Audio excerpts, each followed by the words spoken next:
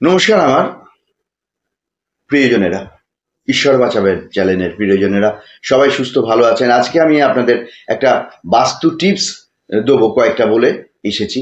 যেমন হচ্ছেন, যারা অর্থনৈতিক কাজকর্ম তো আমাদের সকলেরই করতে হয়, কি ব্যবসা কি চাকরি, সেখানে যদি মন্দা যায়, আপনার মনে হচ্ছে আমি যতটা এফোর্ট দিচ্ছি ততটা কিন্তু আমি রিটার্ন পাচ্ছি না, তাহলে কি করবেন? এখানে একটা সূর্য যন্ত্রম বলে, আসলে যন্ত্রং। তো এটা আপনি কিনে দেয়ালে লাগাতে পারেন, সূর্য যন্ত্র, এবং তার একটা বিকল্প আমি বলে দিচ্ছি। কেনাকাটা সেটা নাও করতে পারেন, ফল একই হবে। সূর্য যন্ত্র লাগালে কি, আপনার ঘরে যত নেগেটিভ ওয়েভগুলো আছে, যারা শুধুমাত্র মা লক্ষ্মীর এই অর্থনৈতিক এইটা আপনার আমদানিটাকে সেটাকে প্রতিহত করে। অনেক নেগেটিভ ওয়েভ আমাদের ঘরে বাস করে, বিভিন্ন ধরনের। কেউ রোগ ব্যাধি করে, কেউ কোনো রকম উন্নতি হতে দেয় না, কেউ অর্থনৈতিক দিক থেকে মেরে দেয়, এই রকম বিভিন্ন রকম। কেউ মানসিকভাবে ভেঙে দেয়।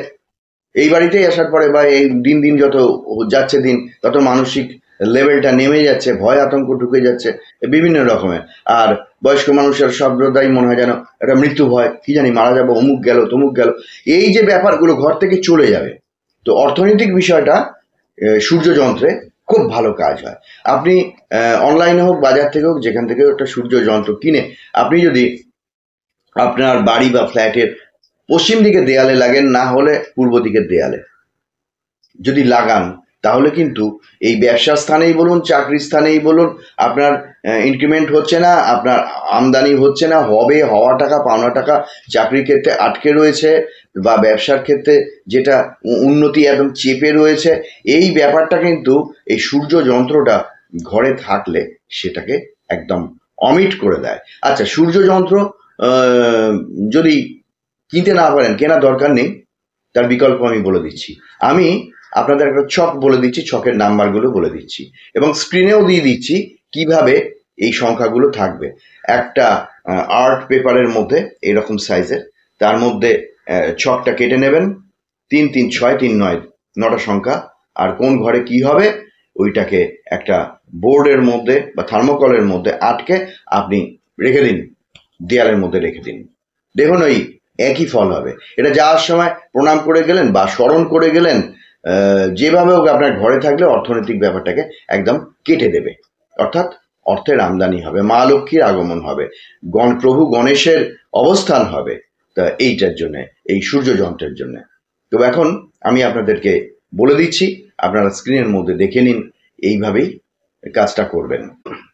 একদম ওপরের সারিতে 40 35 36, মাঝের সারিতে 33 37 41, নিচের সারিতে 38 39 34। যেভাবে বললাম ঠিক এইভাবে আপনারা করবেন।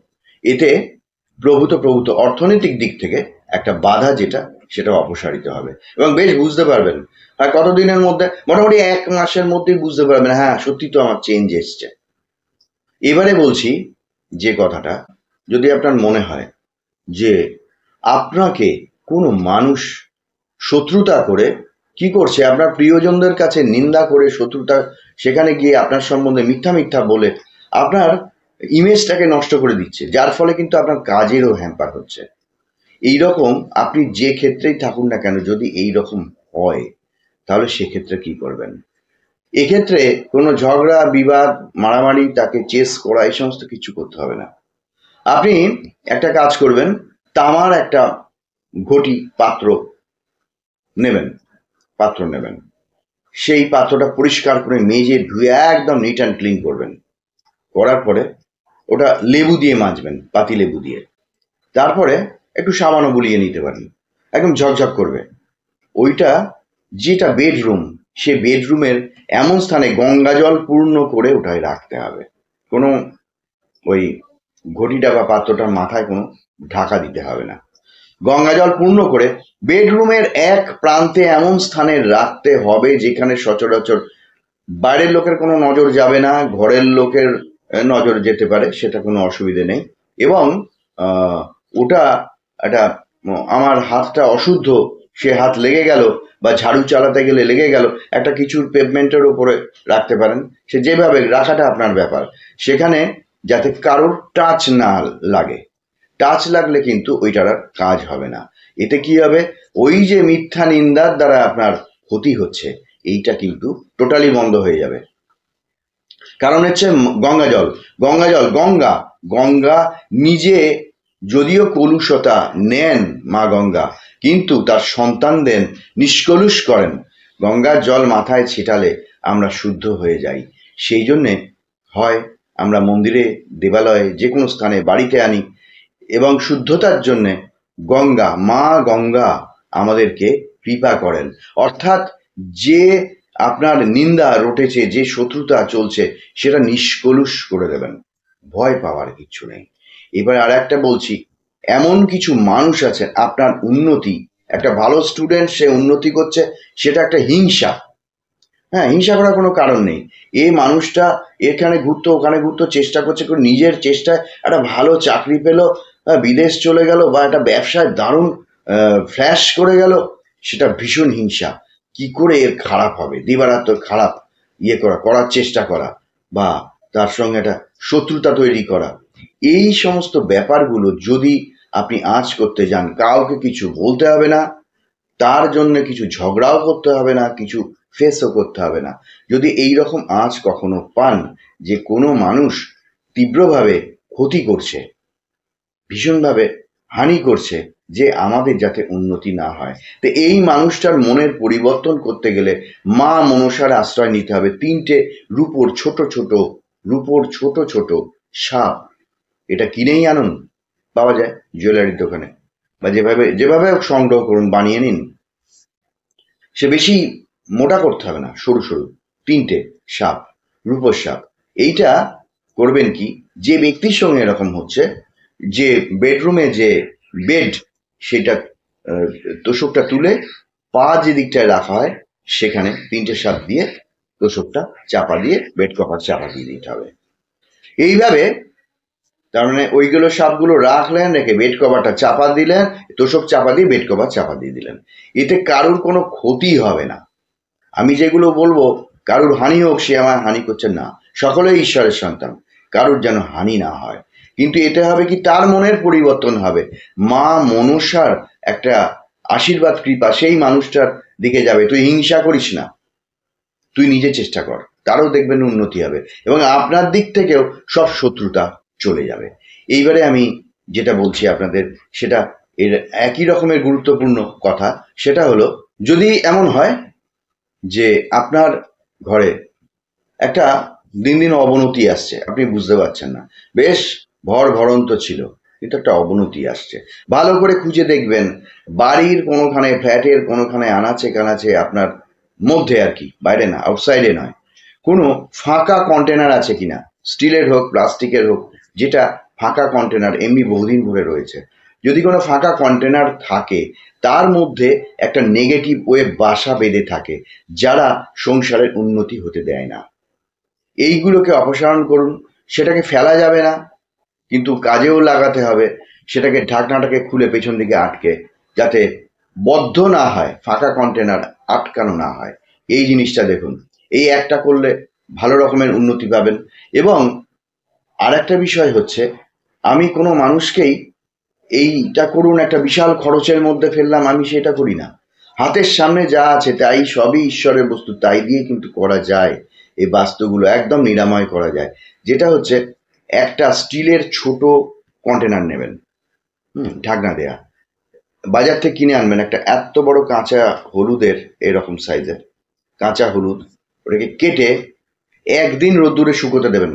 একদিন পুরো, সকালবেলা যে রোদ্দুরটা আসে এবং চলে যায় বিকেলে, সেই অবধি পুরো ওটাকে শুকিয়ে নেবেন। নিয়ে ওই কাঁচা হলুদটাকে ওই ছোট কন্টেনার, যেটা স্টিলের, ওর মধ্যে ঢুকিয়ে আটকে রান্নাঘরে, কিচেনের একটা স্থানে রেখে দিন। যেখানে এঁটো কাটাও লাগবে না, এবং হাতও সহজে যাবে না, অশুদ্ধ হবে না। রেখে দিন, দেখবেন ধর করে উন্নতি হবে, অর্থনৈতিক উন্নতি চাঙ্গা হয়ে যাবে।